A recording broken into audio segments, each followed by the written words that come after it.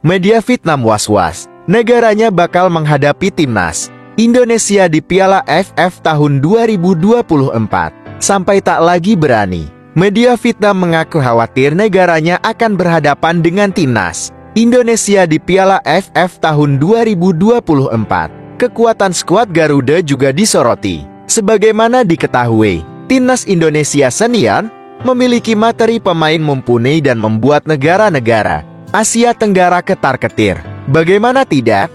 Di era Shin Tae-yong, PSSI melakukan naturalisasi pemain keturunan Eropa yang bermain di liga-liga elit seperti Eredivisie hingga Serie A. Salah satu pemain timnas Indonesia yang bermain di Serie A adalah JXS, pemain berdarah Semarang itu membawa Venezia berkompetisi di kasta tertinggi Liga Italia. Untuk diketahui, timnas Indonesia tergabung di grup B Piala AFF 2024 bersama Vietnam, Laos, Myanmar, dan Filipina. Piala AFF tahun 2024 rencananya akan digelar pada 8 Desember tahun 2024 hingga 5 Januari tahun 2025. Ketua Umum PSSI, Erick Thohir menyatakan bahwa tim yang akan diturunkan adalah Timnas Indonesia U22. Tim ini juga diproyeksikan tampil di SEA Games 2025.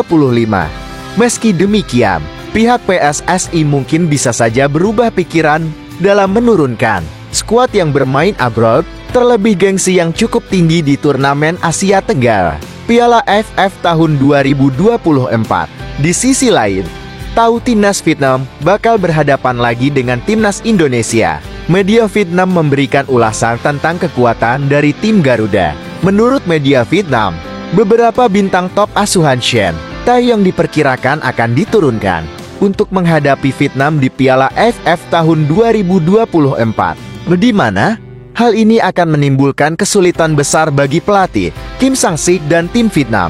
Bintang top Indonesia diperkirakan akan menghadapi Vietnam di Piala AFF yang diperkirakan akan menimbulkan kesulitan besar bagi pelatih Kim Sang-sik dan Vietnam.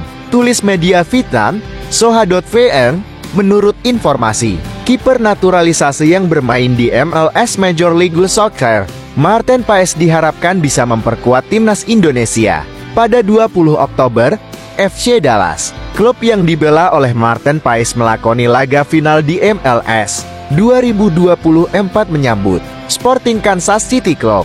Pada laga ini, FC Dallas menang 2-0.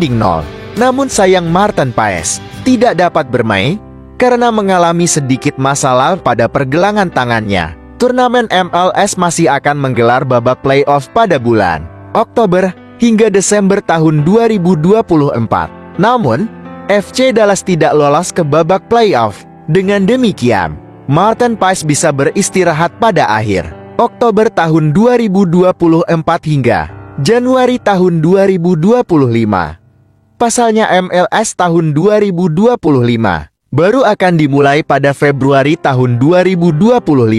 Sejatinya, Maarten Paes maupun timnas Indonesia asuhan Shin Tae-yong, kiper berusia 26 tahun ini akan bergabung dengan timnas untuk mempersiapkan 2 pertandingan melawan Jepang dan Arab Saudi pada 15 dan 19 November di putaran ketiga kualifikasi Piala Dunia 2026 zona Asia.